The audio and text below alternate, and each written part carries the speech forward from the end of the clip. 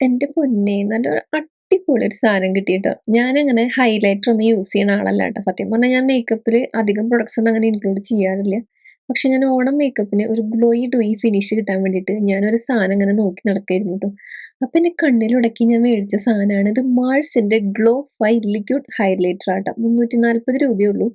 ഞാൻ എടുത്തിരിക്കുന്ന shade winged rose എന്ന് പറഞ്ഞിട്ട് റോസ് കൈൻഡ് ഓഫ് കളറാട്ടോ. എന്ത് രസാന്നറിയോ? ഇതില് ഗ്ലിറ്ററി പാർട്ടിക്കിൾസ് ഒന്നുമില്ല.